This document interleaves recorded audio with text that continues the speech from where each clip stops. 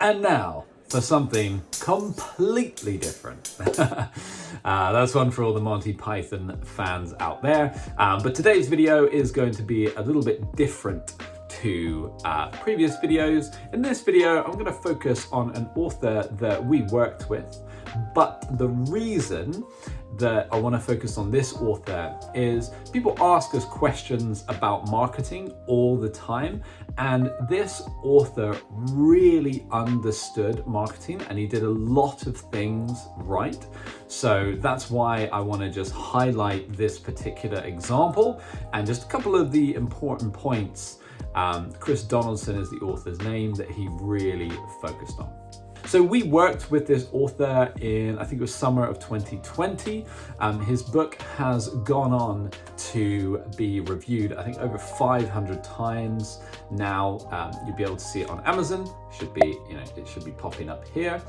And you can see, of course, that he has attracted a huge number of reviews. It's now labeled as a bestseller and it's doing very well. So what did Chris do right that a lot of other authors perhaps miss or don't do? So the first thing that Chris did is he really understood his readers. So he knew what his readers wanted to read. He also knew where to find his readers. He knew who they were.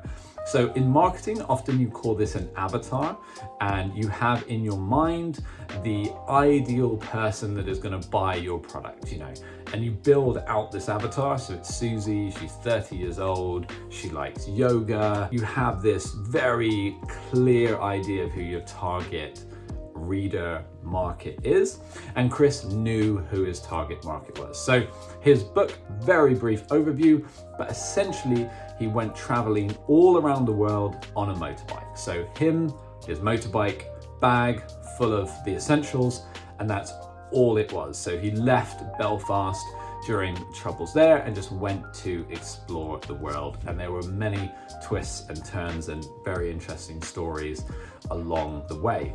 But crucially, Chris knew that his core readership were motorcycle enthusiasts, and he could even be more specific. They were motorcycle enthusiasts who liked to go and tour, go and explore, go and take their motorbikes and actually do some traveling on their motorbikes. So he was very specific about his market. Now, that's not to say that his book doesn't appeal to a much wider demographic. It does. Anybody who's interested in this time period, who's interested in travel, would also really enjoy the book. But crucially, he chose his tribe, often as it's called, so those initial people who follow him, who really like motorcycling, traveling, and focused on them. And inevitably they referred it, mentioned it, told their friends who perhaps weren't into, motorcycles at all, but they said, oh, you'll still really enjoy the book anyway. And then from that point, he could open out his marketing and attract more people. So really the takeaway there is he understood the market and he knew who those core people were that he needed to go after first. The other thing as well is that Chris really put a lot of time into getting reviews. So he really went after reviews, as many reviews as he could possibly get. And I always say this to authors, whatever you're buying online, be it a book or be it a washing machine, we look at the reviews. We say, what did other people say about this product I'm thinking of buying? And so that's why reviews are so important when it comes to promoting your book. So I just wanted to highlight a couple of those key points in using this as an example of the things that you really need to focus on when it comes to promoting your book. There's a huge amount of noise out there, but the main things you need to be doing are thinking, who is my ideal reader?